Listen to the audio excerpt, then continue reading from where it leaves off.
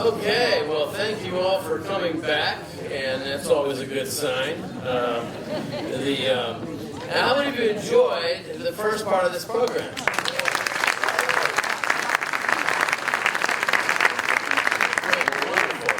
And if you didn't have a chance to pick up your poster during the break, then you could do it afterwards, and we'll have a break then too. So, but we have some. No, I'm supposed to. Let's see. You have hopefully you've written some questions out, and you're going to be getting those to whoever's rounding them up, and they'll be delivered to me on an iPad in just a minute.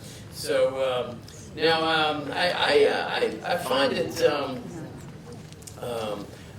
I just have a question, and it's something that Cheryl said that about the humanity and the divinity of Christ, and it struck me when she said that the shroud has two sets of images. You have a pattern of bloodstains, which is independent of the image.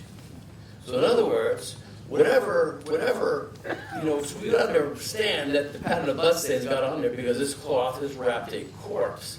We get that. But direct contact with the body doesn't explain the image. The image is some other process. But what does the blood testify to? The humanity of Christ. What does the image testify to? The divinity of Christ.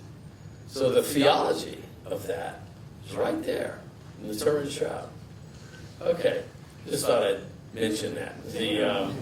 So now I'm supposed to be getting an iPad with some questions on it. Oh, I already have it. You already have it.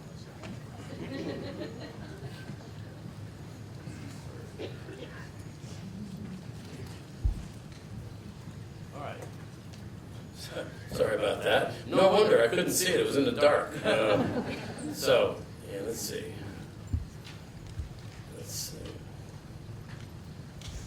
All right, wait a minute. That's that again. Okay.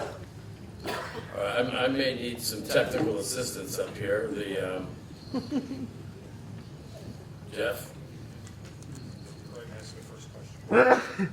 What is the first question? Okay. How tall was he? Okay, here we go. All right, the question to Tristan. How reliable is carbon dating the linen cloth? How much could contamination, such as hands or scorching and water stains, affect the carbon dating? How much evidence is there that the area tested was rewoven? There's a lot of questions right there. Just feel free to chime in on that. I mean, what we did was a statistical analysis showing the heterogeneity of the data. But of course, from a statistical perspective, we cannot say what was the cause of this heterogeneity. We can have some good reasons to think from the original documentation that there was a contamination problem due to first a non-trivial amount of foreign material. That's the first point, but also from fire and from finger oil. And that was a point that was raised after our article by a C14 expert. And she said that, yes, it was maybe a very important source of contamination and of preoccupation for C14 experts nowadays. Much more than it was when the Turin Shroud was carbon dated in 1988. So nowadays, for C14 experts, those contaminations problem due to the impact of fire, due to the impact of oil, because the Turin Shroud was touched by a lot of bishops, a lot of persons handling the cloth in ostension, in exhibition. That becomes a major problem, and then we can not know for sure how, where this heterogeneity comes from and what is the amount that is necessary in order to obtain a first century date. So that is really difficult, and that is why the conclusion of the Nature article is not at all justified. Okay, thank you. Father Spitzer, what, in your estimation, is the most compelling evidence that authenticates that it is indeed the actual burial cloth of Jesus? Well, I probably can I pick two? The first, obviously, is the blood stains. Aside from the fact that there is hemoglobin, there's creatinine and ferritin combined in many of the blood samples, which indicates polytrauma of the person that emitted that blood. Hardly something that could be faked by a medieval forger. There's also, partial DNA profiles subject to considerable contamination because of the touching that Tristan just mentioned of the blood stains, the AB positive blood type, etc. All these things are important for verifying that it is in fact blood, and specifically the blood of a person who has gone through significant polytrauma.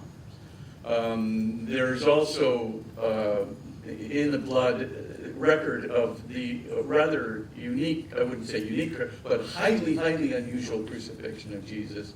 Clearly the 120 irregular blood stains produced by the crown of thorns, the fact that there's a cap, that the crown goes over the top of the head, reminiscent of a Roman crown rather than a medieval around the edges of the head crown. This pertains to King of the Jews accusation, etc. That pertains to Jesus in particular, but doesn't really make any sense in other crucifixions.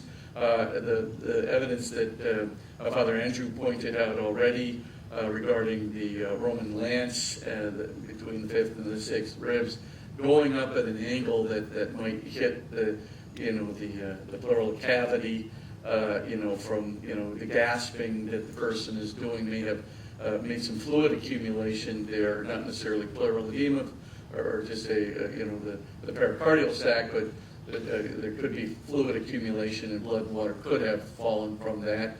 And a variety of other things that do resemble, the flagrum, the three flagrum with the bone chips and the pellets at the end, et cetera, just all, speak loudly of Roman crucifixion of the unique person charged with blasphemy, being King of the Jews in the case of Jesus. That's a really significant datum, and it's just writ large everywhere. And what really gets me, frankly, is that there's no deviation from the Gospels in this blood evidence. The possibilities are enormous, as it comes under closer scrutiny. So I would say that is highly confirmatory to me. Well, that's like way more than two. So that was just blood evidence. But anyway, I'll stop. But I'll just say the resurrection, that evidence for the image production, it is so baffling to me from the vantage point of a natural physical cause. I just almost am impelled toward a transphysical explanation, which spells, miracle, if I can just use the term. I know everybody will shudder, but it just spells it, and that's another, for me, evidence of Jesus. I have an easy one for Father Dalton. Does the Catholic Church declare the authenticity of the shroud? I get a one-word answer.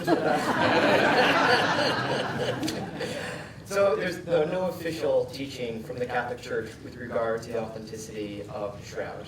One is free to believe whatever one wishes in this question. So we have a creed. I believe in the Shroud of Turin is not one of the statements. John Paul II has a powerful statement on this, actually, and he invites scientists and historians to study it in their realm, according to the laws of the field that is their study. But he just invites them to come without bias and without prejudice. And I think that would be the invitation of the Catholic Church. There is no official dogma on the statement here. You won't be excommunicated for believing or disbelieving in the shroud. That said, if you go to Turin, what will you see on the cloth that covers there's an embroidered cloth over the double glass case in which the shroud rests inside of inert gas, so as not to be contaminated by light or other elements in the air. And what does it say on that cloth? In Latin, it says, do you remember, Father? You have a perfect memory. This is what I remember. But we contemplate your passion as we meditate on. We venerate your shroud as we contemplate your passion. There it is. Yeah. So what's the idea? Is that this is a contemplation of a man who suffered in such a way that mirrors the gospel perfectly. So it really is inviting one to contemplate the mystery of the passion, death, and resurrection of Jesus. Excellent. Dr. White, with the LSU Tigers, how much validity would you give to the stories of King Abgar of Edessa receiving the shroud and being healed by it? How much validity? How much validity? Well, as a historian, I'm of course limited to the historical record. There's a great legend, of course, that King Abgar of Edessa was healed of leprosy.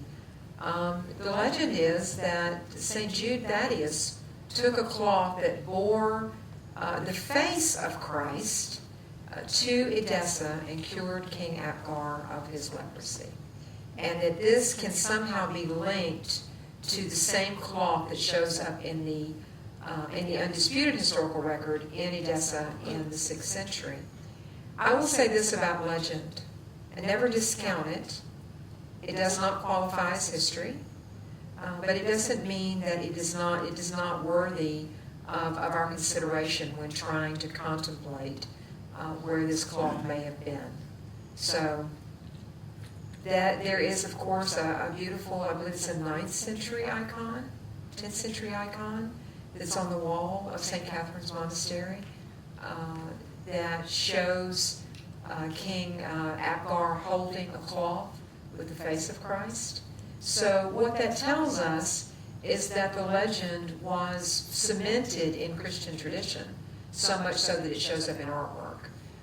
But beyond the artwork and the retelling of the legend, and even, I believe even, this is coming to me now, Eusebius of Caesarea gives us, a 4th century church historian, gives us an account of this legend, but no document for that. So does everybody understand that history demands the rigor of the record? But I would never discount a legend. I think in legend there's always more to be explored.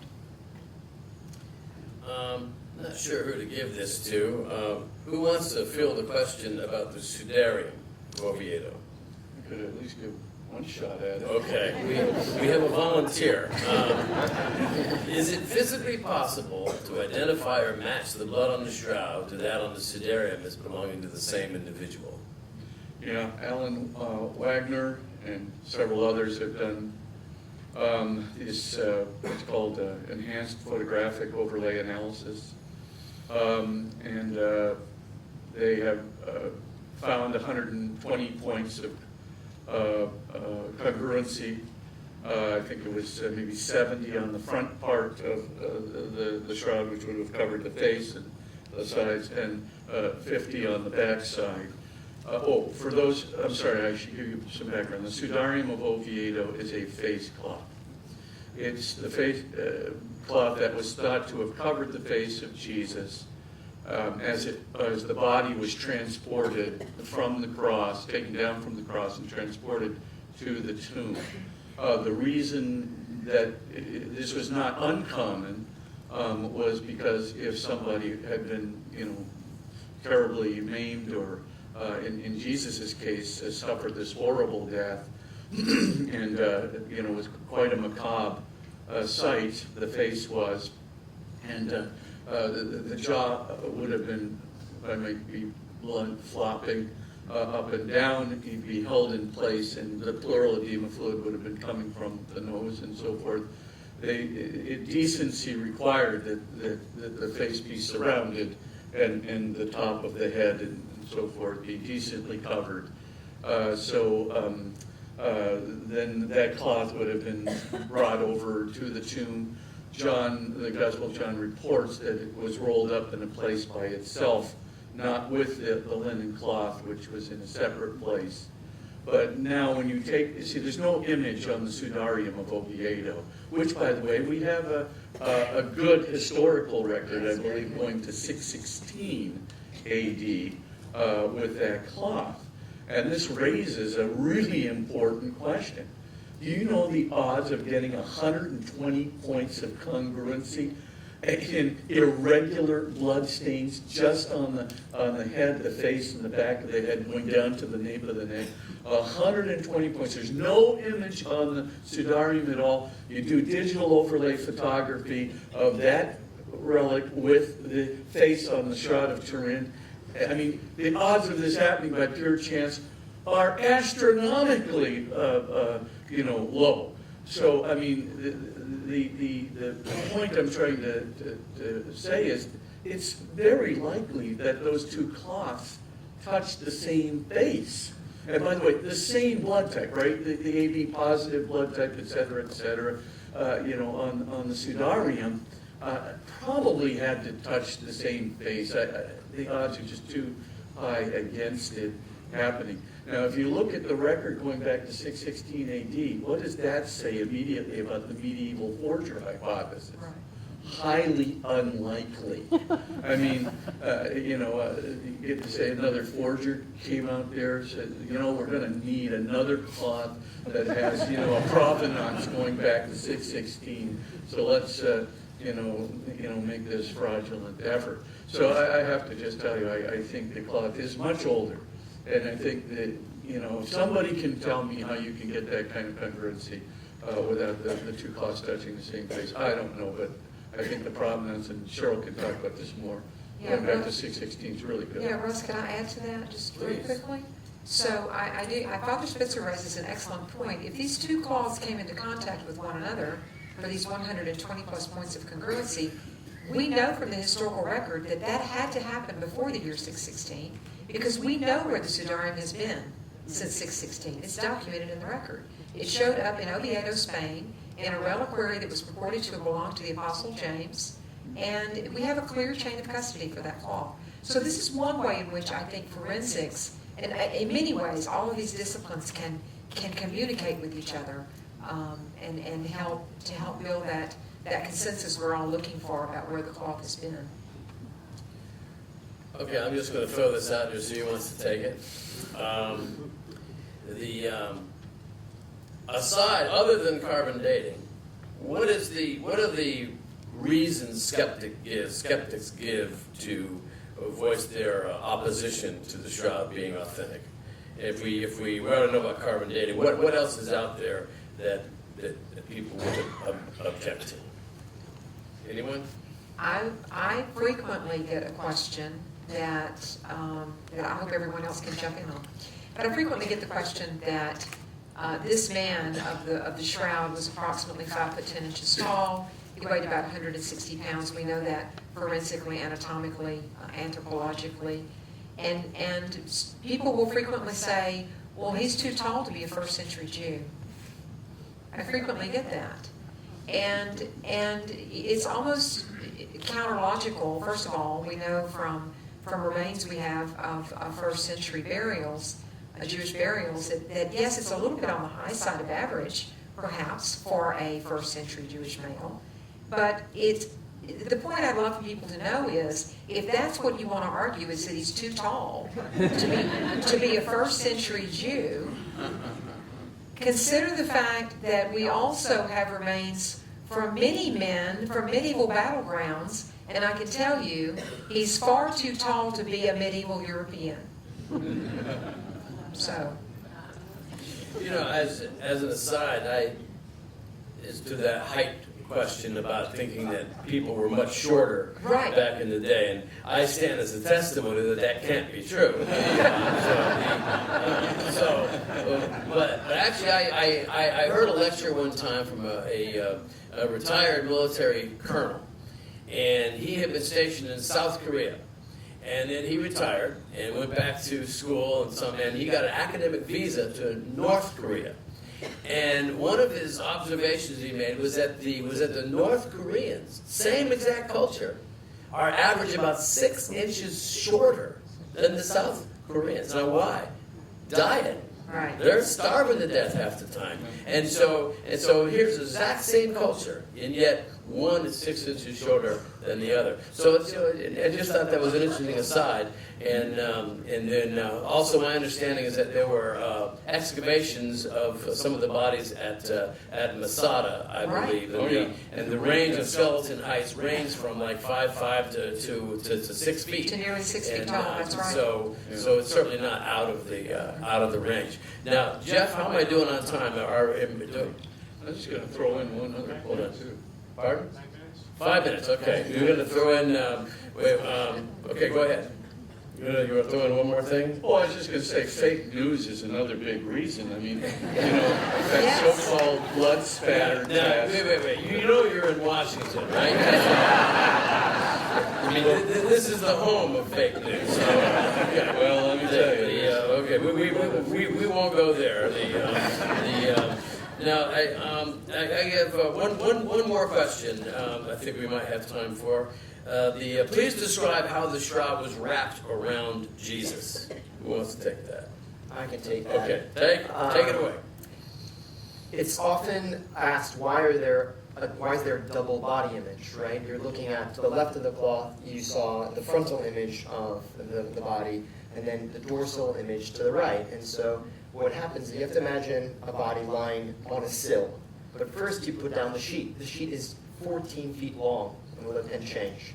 And so it's so long that it covers the whole back, but then you can put it back behind the head, over the face, over the chest, and over the knees, all the way down to the toes. So when you open it up, it is just one side of the cloth that is colorized, this inside. So imagine that it's wrapped around in a U fashion. So that only the inner side is where we have the obvious image. In fact, if you were to turn out the lights and shine just transmitted light from the other side of the cloth, that's what disappears because it would be so faint, right? Because it's just on the very surface of the fiber. So that's what is described. And I just want to mention what the gospel writer tells us, because he tells us that when Peter and John enter into the tomb, it doesn't mention obviously that the image, that the cloth was imaged, that it had. There's nothing there, but it does say he saw and believed, and this hasn't come up strangely as.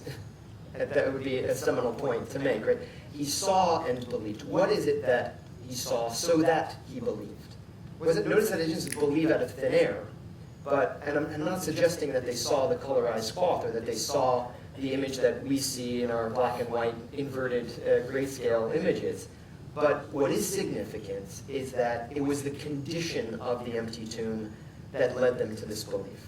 So that is significant with regard to these linens. What is it? Is it lying on the ground? No, that's not in translation. Somebody suggested that the words that the gospel writers hint at what it was that led to the belief, and yet the only element that's there is that it's lying there, flat.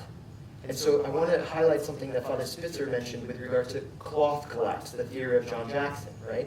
That if you imagine now this U-shaped cloth wrapped around the body, and John was there the day before, right? The day, Good Friday in the evening. What might it have been that he saw, so that when he saw it, he began to believe? And so the only adjective, the only descriptor we get is that cloth is lying. that some have translated with an interpretation to say lying flat, like a balloon that's lost its air, right? Like a cloth that the contents have been released, and yet, one more thing, if you look to John chapter 11, where Lazarus is in the tomb, how was he bound? How was he tied up? Well, we do know, we get this verse, untie him and let him go. Now, the Greek word for the burial cloth in John's Gospel, and John's Gospel alone, is ophthonia, and it's a neuter plural. Okay, so we translate linen cloths with an S, right? Whereas the word that the synoptics use is sindon, and that's a singular. We translate the shroud. So might it be, putting these elements together, that there was a large cloth that enwrapped the whole body, but then there were perhaps smaller strips that were used perhaps to keep the mouth shut, so that when rigor mortis relaxed, it didn't open up, or maybe around the ankles or around the wrists. That would account for the idea of cloths in the plural. We don't know. We do know that the American scientists noticed a depression in the beard just under the chin, and so there's the postulate that there was a strap around the outside of the body. These are open questions, but given the image, we know basically that the body was wrapped in a big way. It's likely from the neuter plural that there were other strips involved. Okay, well, thank you very much. We have lots more questions here. We're not going to be able to get to them because we go on and on and on and on. So, pardon? One more, he says. One more question. He's being really nice to me. All right, let's see. Okay. See, I wasn't ready for that. Dr. Cheryl White, for you. What was the specific eliminated manuscripts mentioned that contained an image with similarities to the shroud? Okay, so there is it's called the Hungarian Prey Codex, and we dated it to 1192. We know very well the historical provenance of this particular manuscript. It is obviously Hungarian Prey Codex. It's held in Hungary.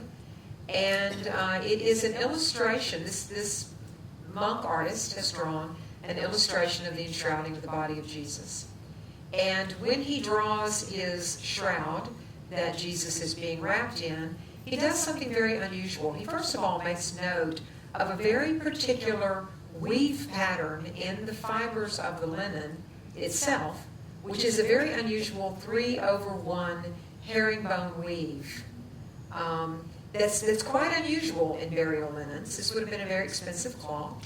So he makes note of that, which is interesting enough. But then, if you look at the shroud today, there are four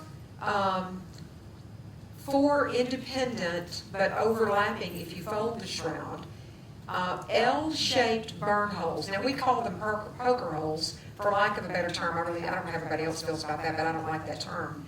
But they're L-shaped, sort of round-ish holes in an L shape that we can replicate by folding the cloth into four.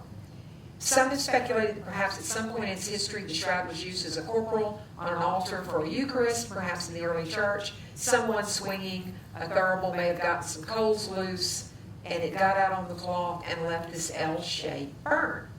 And it's in four areas on the cloth. Very obvious to the naked eye. And guess what this monk in 1192 drew on this 3/1 herringbone weave? 4 L-shaped burn holes. Why? Why? And the artist who drew that was probably an eyewitness to the shroud. It was in Constantinople, somewhere between 1160 and 1170. Sure. Which is 100 years older than the oldest carbon date. And of course, we know the cloth didn't just get there in 1160. It had been there for hundreds of years. So, if outside onto the right is a full-size replica of the shroud, and you can see the L-shaped pattern of holes that Dr. White was referencing. And so I think that's all we have time for. Let's bring Jeff back on. Thank you, panel, so much.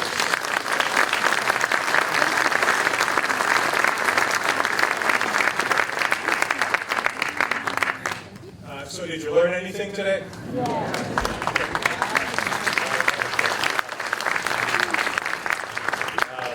if you'll indulge me for a second, it's been a very busy week here at the museum. This is actually our third major lecture this week. We've had about 1,000 people in this room for lectures this week. And we had 2 college programs over 5 days from students around the country. And all of it happened because Allison Mullins over here made it all happen. So please thank Allison.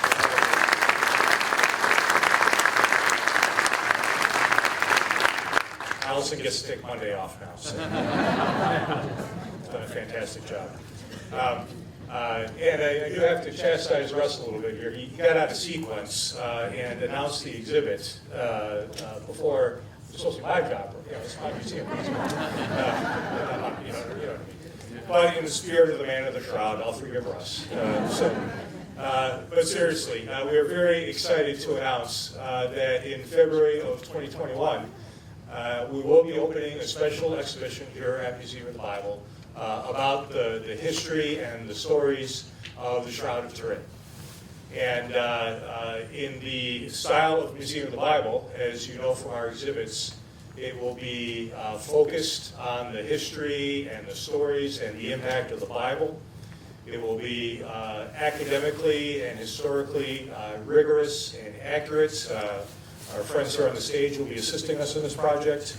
And it will be very engaging, exciting, immersive, and especially memorable. And we see this as a great opportunity because many people know about the Shroud of Turin. It's sort of an item in popular culture. And by highlighting an exhibit about the Shroud of Turin, we hope to catch people's attention who might not otherwise think about the Bible, think about this item, and perhaps come and learn more about this great story and learn more about the Bible. So that's coming in 2021. The only question is how awesome can we make it, right? And so we are seeking support to help in this project.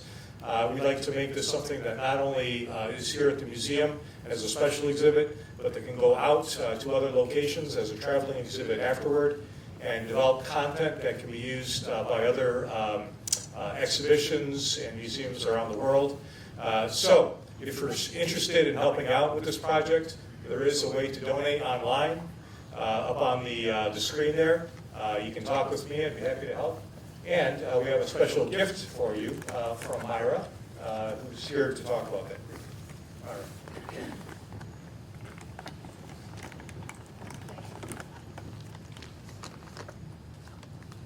Thank you, everybody, for coming today.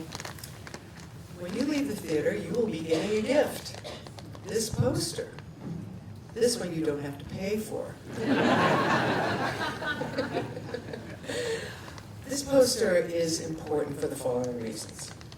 One, obviously it shows the shroud, how it looks with the naked eye, what we call the negative image.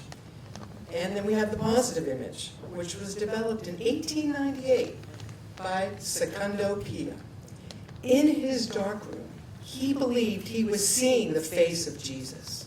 Wouldn't you have loved to have been a fly on the wall watching this image be developed for the first time? I don't want to imagine what came out of his mouth, but all we know is he believed he was seeing the face of Jesus. At the bottom of the poster, I will read you what it says. Support a groundbreaking exhibition about the Shroud of Turin opening February 17th, 2021. Now, this date might slip a little bit, but it is Ash Wednesday of 2021, so we're hoping to hit that target, but it could be a few days earlier, a few days later. Anyway, then, of course, how to donate, which is also up there. So why should you donate? We are trying to produce the most high-tech, creative, innovative exhibit about the Shroud of Turin that's ever been produced in the history of the world. I'm not exaggerating.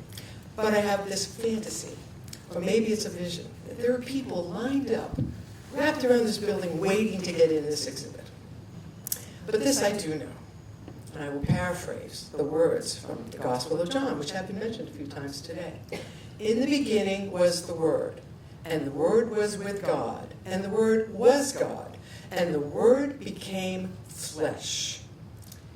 And we have seen His glory. That glory, I believe, is on the Shroud of Turin. If you believe that, help us. Help us so we can make this exhibit, so it will impact this city, this nation, and the world for Jesus Christ and all his glory that we believe is shown on the Shroud. So thank you. We hope you enjoy your gift that you get today.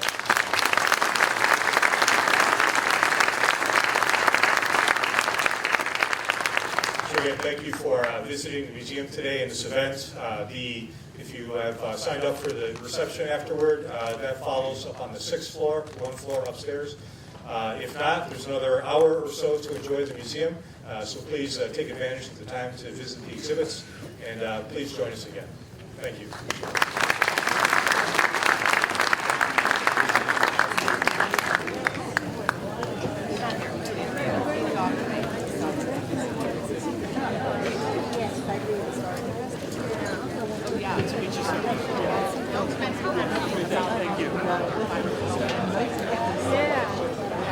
This is